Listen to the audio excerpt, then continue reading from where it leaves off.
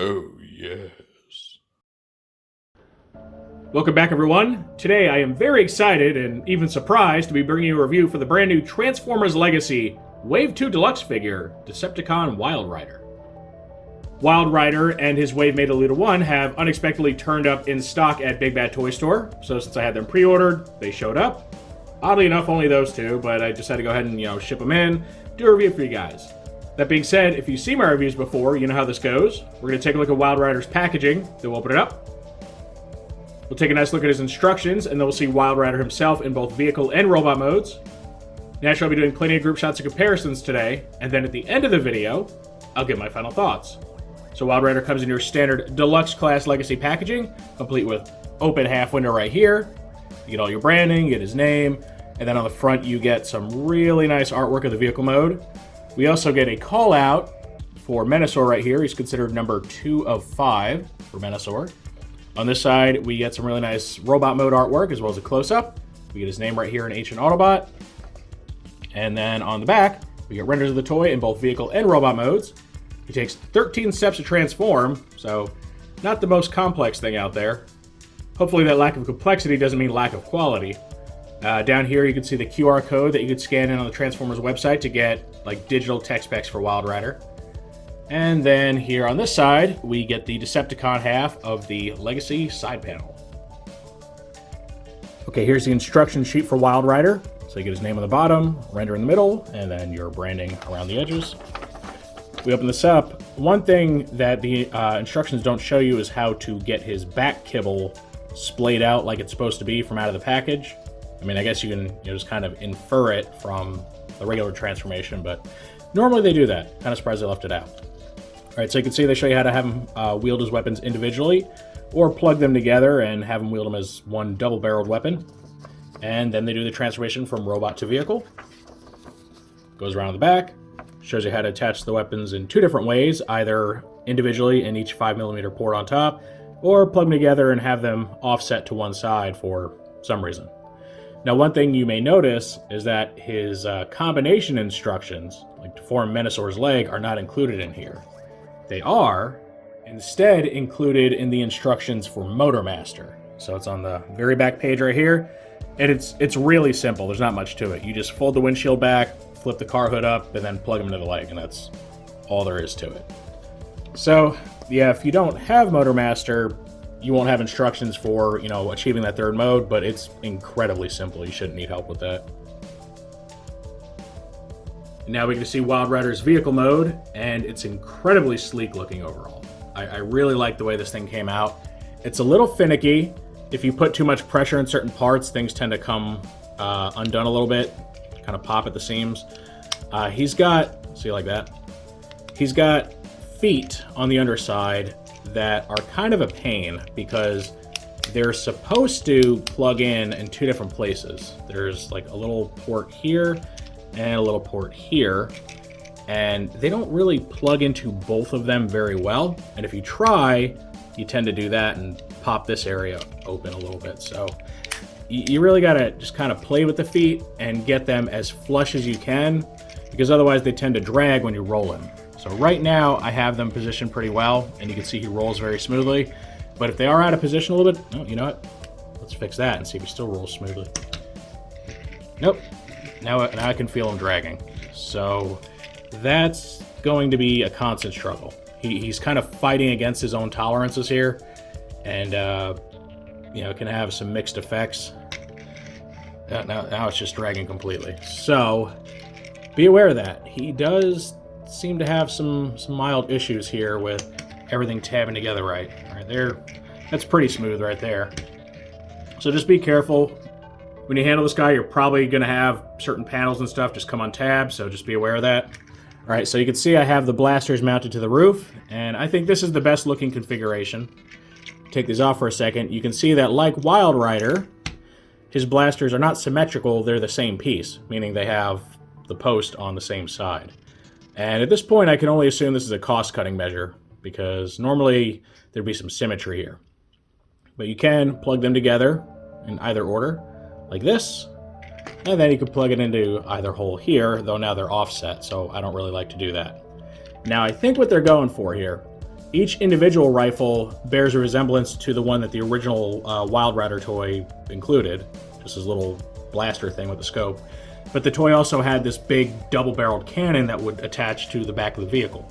So I think these things are kind of serving double duty as a representation of his old rifle, but also plugging together to form, something vaguely similar to, a double-barreled cannon. I don't know. I'm going to more or less ignore that functionality because I think they just look better as individual weapons. All right, so getting a better look at this car mode without the weapons attached. You can see this is what the back looks like. It has these nice vent details. He has this right here, which looks like some sort of a rocket booster, but also kind of doubles as the old classic connection point for the original toy, right? Because he's kind of just attached like this. So that's, where the old foot piece would plug into, I think. The underside, aside from the feet, is pretty clean looking. It's all just kind of generic rectangles and stuff. No obvious robot kibble, which is nice. He's got the big old Decepticon Tampa right here. Really cool, like blood red windshields, nice striping. They did skimp on the headlights and taillights, which is unfortunate but not surprising. And he also has the very unfortunate exterior clip-on wheels. So, yep, they keep doing that. And it's always worse when they do it to one set of wheels and not the other, because you can see these look nice. And they're clip-ons, but they clip into the toy. These don't clip into the toy, they clip outward, and it looks terrible. I miss the days when these things had pins in them, and they just looked, kind of like a Hot Wheels car, like a really big Hot Wheels car. Because this looks really cheap, right? This doesn't scream $25 toy to me, and it always bugs me when I see this, because it just reeks of cost cutting, and I hate to see it. Like, I know there's a financial reality, but as a collector, you don't want your toys to feel cheap, and I don't know if this guy was so at the, peak of their budget that they had to go that route. And now here's a comparison with the Combiner Wars version of Wild Rider, a toy that is actually called Breakneck, because at the time Hasbro just didn't have the trademark for Wild Rider. But he is meant to be the same character. And unlike this guy, this version is simply just a new head retool of Dead End. Originally, there was no Wild Rider in the Menasor set. They created a new Stunticon character called Off-Road. And that was due to the pretty severe budget limitations that Hasbro had to work with at the time. But then Takara stepped up, did their own Menasor, retooled Dead End into Wild Rider, and then once that tooling existed, Hasbro was able to release this guy as like a fan channel exclusive, which made him kind of difficult to get. And I know I waited a good while to get my Breakneck toy. So anyway, you can see their vehicle modes are actually quite different looking. The Combiner Wars toy looks like a much more modern vehicle as opposed to a more 80s inspired one. It's got, the sleeker design, a little more aerodynamic looking, and really doesn't look too much like the source material at all.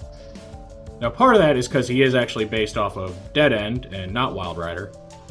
But the other part was that during Combiner Wars, they weren't quite in the mindset of keeping everything like strictly G1 faithful, so they took a little bit of artistic license to change some things up. The end result here being that you have two pretty significantly different looking vehicles. So aside from the body shape, there are more ways in which they're similar, ways in which they're different. So the color of gray used for the old one, you can see is much, much brighter. This guy hues closer to what you'd see in the cartoon. They do both go for red on the windshields, though, here you can see they're just painted on because Combiner Wars wasn't doing clear windshields yet. Hubcaps are pretty similar looking. And look, this guy doesn't have pegs sticking out. He's at least got complete looking rims on there, but not this one. They do have the red stripe down the side. You can see the Decepticon symbols offset on this version, as opposed to in the middle on here. And I think that's actually a detail from the old toy. I think the old toy had it offset. Could be wrong there. Backs are very different looking. At least this guy's headlights are painted a little bit. And you can see the weapon loadouts are very different. His much sleeker looking. I think it works a lot better. He's got the big awkward hand-foot gun sticking off the top. And then for whatever bizarre reason, when they did the Dead End mold, instead of giving it like his traditional blast or something, they gave him an exhaust pipe club, which is a weird choice. Again, they made some very interesting decisions during Prime Wars. What's also really weird is like, okay, well, this is an exhaust pipe, right? Like, shouldn't it be able to go underneath this and look like an exhaust pipe? Can't. I mean, you could plug it straight into the back and then you're just gonna have this gigantic tailpipe sticking off the back of the vehicle. So, weird choice. I really would prefer they just had their classic weapons. Now, you know we had to get a group shot of the other Stunticons that have been released so far. So here in the middle, we get Motormaster, who I just reviewed, and if you're in the mood for a feature film-length toy review, go check that out.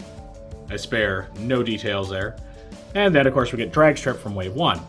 And we can see the teams coming together very nicely. This is making me very, very nostalgic for the old Stunticon group shots, the episodes in which I appear, and they're just driving around like everything's a demolition derby. Like, the Stunticons really were the roughnecks of the Decepticon forces.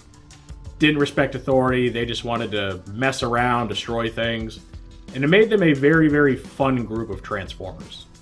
So when we look at scaling, I do believe the vehicle mode scaling is a bit off. I think Dragstrip should be quite a bit smaller than Wild Rider here. Wild Rider, I'd say compared to Motormaster, is actually pretty on point. So I think really what it comes down to is Dragstrip's vehicle mode just being too big. Now, if you saw my Motormaster review, you know I don't mind that because I'm always going to prioritize robot mode scale over vehicle mode scale. Because realistically, you know, if vehicle mode scale was applied properly, Starscream would absolutely dwarf Optimus Prime. Like, a fighter jet is just much bigger than a semi-truck. So you gotta pick and choose. You either get in-scale robots or in-scale vehicles. My personal preference, and it appears to be the designer's personal preference, is in-scale robots. Okay, now it's time to transform Wild Rider to his robot mode. And I'm going to do things a little bit out of sequence from how the instructions do it, because I think when they made the instructions, they weren't taking into consideration some clearance issues. So the first thing you want to do, as always, is remove any accessories you have attached. And normally, they have you start with the legs. I'm actually going to start here at the front, because the legs, they don't splay open as much as the instructions think they do. So it does create a little bit of an issue there. All right, start opening these up. And then take this opportunity to move the arms out of the way, because they really get in the way of these splayed open legs when you're trying to fold them in or out. So that's much better. Much, much smoother. Come on. There you go. Alright. These do not want to flip up. Let's go, buddy. There you go. Kind of tight there. Alright. Close the panels up, flip the feet forward, separate the legs, rotate, like so. Alright, flip the fists out. You may notice, if you've handled the Combiner Wars version, a lot of his engineering ends up being very, very similar. There's a bug. Get out here, bud. Especially the way the arms work, the legs are kind of similar. He's just a little bit more complex than that version, obviously. Alright, so let's go. One of the hard parts is getting the clearance required to get this away from the windshield, because these tabs here kind of block everything. There you go. All right. Separate these out. Pull this down. Give them that weird Batman cape thing. Flip the chest open. Head out. Close the chest. Okay. Here is Wild Rider's new robot mode, complete with controversial car cape. I know a lot of people have some thoughts on this, and personally, I think we could have gone without the random cape here. The original toy, you know, his car hood just kind of flipped on his back, much like the Combiner Wars toy, and I don't know why they couldn't just do that here. Seems like they were just doing things for the sake of doing them, because it doesn't aid in anything, right? It doesn't support the vehicle mode, the robot mode, the leg mode. It just splays out like that. I feel he would have been a little bit better served just having a more standard, like, flush backpack. When you can kind of recreate that, I mean, if you really want to, you could just fold these in. The problem is the backpack sits a little higher when you do that, so it's a little more obvious. It's up to you. Totally your choice how you want to handle that. Either way, he looks pretty cool. Now, of course, we can give him his blasters. And, you know, they show you that you can have him wield them like this. I think that looks silly. I'm just going to have him dual wield. Make him be the cowboy he is. I mean, his name is Wild Rider, after all. Check him out. Pretty cool looking, right? A little on the small side, but he's at least very solid feeling. So, for the articulation, the head I think is on a simple swivel, though because of the panel here, you can have him look up a little bit. He's got universal shoulders, bicep swivel. He's got single bent elbows that go about that deep. And again, very similar to the Combiner Wars toy. It's interesting how that is. It's got a full waist swivel, hip articulation here, universal hips, thigh swivel, single bend knees that go just about 90, and then ankle tilt, and even a little bit of forward ankle rocking, so you can get some nice dynamic poses there. So yeah, pretty much everything you'd expect. I know somebody might point out like, well, yeah, of course he transforms like the other guy or similar because he's the same guy. But remember, the last Wild Rider toy, aka Breakneck, was just Dead End with a new head. So really, they shouldn't be all that similar. Now, I don't think the similarities are intentional necessarily. I think it's just a bit of convergent engineering. And I'm not saying it's a bad thing by any means, just simply making an observation. This is a very quality feeling Deluxe, even if he is a bit on the light side. Here's our robot mode comparison with Combiner Wars Breakneck. And you can see some of the similarities I pointed out. The arms are very similar looking, right? They're just kind of blocky rectangles. And the legs even kind of transform the same way, where they splay out, flip down, close again. And they also have pretty similar looking backpacks, if you were to fold his up. Even, having like the windshield be its own panel folding down, then having the car hood rest on that. So a lot of interesting similarities between these two. Of course, that's about where the similarities end, because this guy is, after all, a Dead End retool. So a lot of the smaller details don't really match up, especially the chest details here, right? He's got Dead End's chest details instead of Wild Rider's. Would have been cool if they had retooled this piece for that release, but I guess it just wasn't in the cards. Now, one thing that I think this new toy does much, much better is the fact that he actually has feet. This mold right here, the Dead End / Prowl / whatever you want to call it mold, just kind of has these big car kibble boots and no actual molded feet. Now, there is a bit of an A-stance molded in, so they don't look entirely just static and boring. And they're wide, so you don't have balance issues, but getting actual feet is a nice little treat here. Which is why it's really baffling that the upcoming Dead End doesn't have actual feet. Like, he just stands on his car spoiler. And to me, it's just like, what? We've come so far, and you gave him car spoiler feet. I'm getting some really strong Micromaster Minicon vibes from that guy, because you would think a modern Dead End would be a little more complex and could pull off actual feet. But that's a gripe for another time. I like both of these guys. I mean, this guy, again, he's just kind of a quick retool, nothing special. But this mold family was always one of my favorites out of the different Combiner Wars style limbs. Even though it's fairly simple, it's just solid and doesn't have any structural oddities like the Breakdown mold did.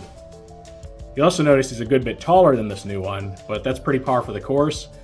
Starting War for Seibertron, they did a general downsizing of the toys and in effect increased their engineering, which is why you get really cool stuff like ankle tilt being really common, doing away with most ball joints, so you get the much sturdier universals, because this guy, as much as I like him, got fairly floppy legs because they are on ball joints, and ball joints, they wear down pretty quickly. So, I think sacrificing a little bit of size for complexity was probably the right move. I mean, of course, in a perfect world, they wouldn't have to sacrifice anything, and you could have this guy be as big as this guy and still be just as complex, but that's business for you. Very rarely will you see a company make the decision to decrease their profit margins to satisfy a user base. Like, they ain't about that, especially if they have shareholders. And now we get our robot group shot with the other Stunticons, and just like in vehicle mode, they make for a very motley looking crew. And the robot mode is definitely where the scale fixes itself. These guys are just about the same exact height, Motormaster being about a head and a half, 2 heads taller than them, but being the big brutish team leader, it works for him. And they just make for a really phenomenal group shot. I mean, all these guys, they just reek of this bad boy attitude, and these are shaping up to the best updates we've ever received of these characters. I still have my misgivings about how Menasor comes together, the Sunbow version versus the toy accurate version. But when it comes to the individual characters, these guys are looking very solid. And here's one more fun group shot of the Stunticons hanging out at Motormaster's base.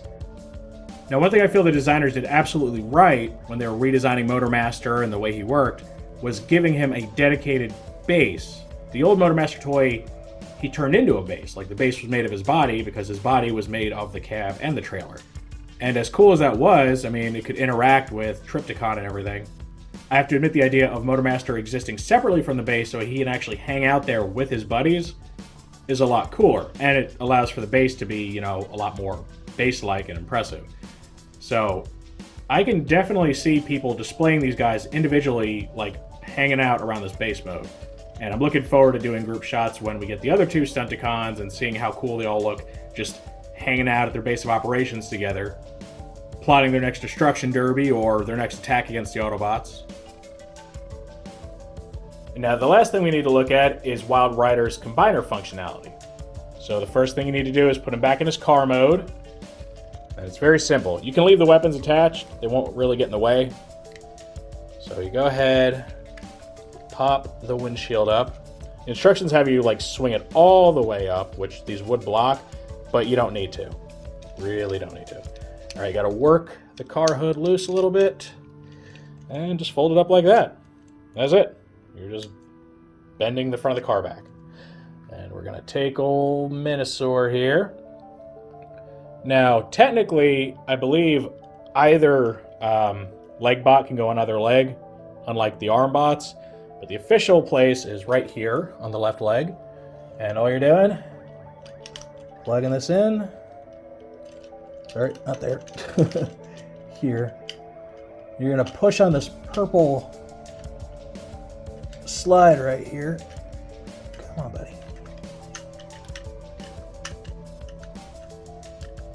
It's a lot harder to do than I thought it was. Un momento. I don't know how well you guys can see that. That does not want to go on there. There you go. Boy, that is tougher than I'd like it to be. Afraid I'm going to break something.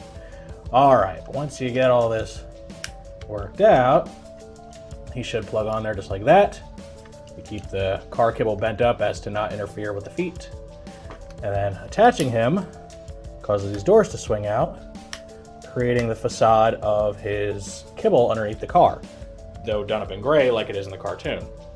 So that helps fill in the leg. Might also help if I flip this up, huh? Amateur hour up in here, huh? All right. So there you go. That is what a complete Menasor leg looks like. Now, as I said, you can attach Wild Rider to the other leg. The only issue with that is that the fake kibble underneath is going to look more like dead ends than his. Actually, well, that's a lie, isn't it? It's the same. It's exactly the same. And I don't think the underside of Dead End's going to look like that because he doesn't have feet. So unless they mold details in there that look like Wild Rider's feet, I don't know. I'm a little skeptical there. Have to question things a little bit. Maybe the illusion's not as great as they'd like us to believe, because it looks like they just molded the same details on both legs, which seems like an odd choice considering that's two different characters attaching to the legs, but okay, that's what they went with. And this completes our look at Transformers Legacy Wild Rider. This is a toy that my initial response to the images wasn't great. I really wasn't impressed. And then getting it in hand, I feel I was so wrong about this toy. He is incredibly solid. I mean, he's even got ratchets in his knees. Like, this guy, even though he's small, he's a very well put together Deluxe.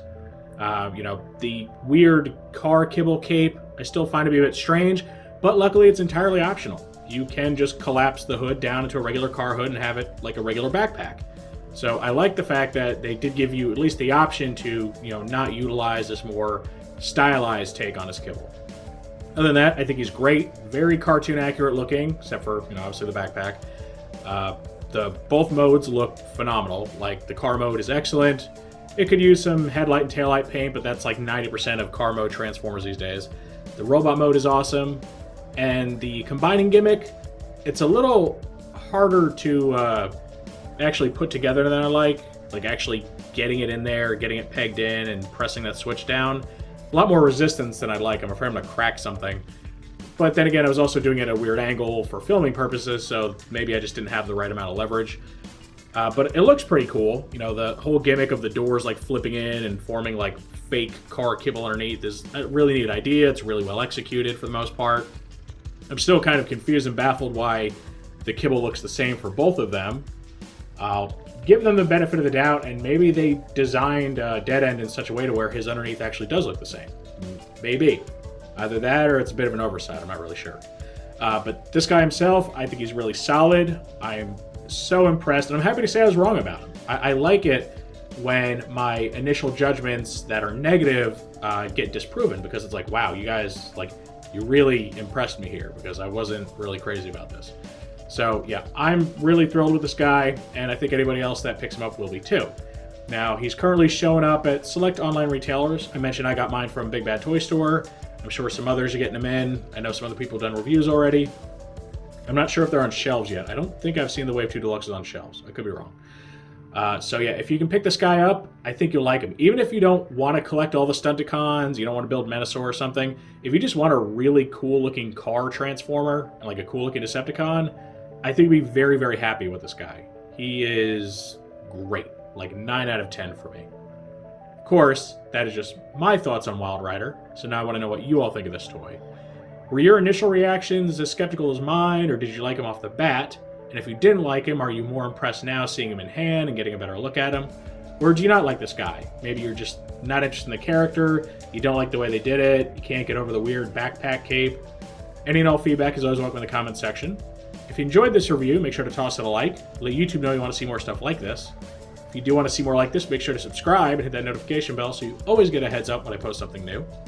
I thank you for joining me for this look at the brand new Transformers Legacy Decepticon Wild Rider. And with all that said, I will see you next time.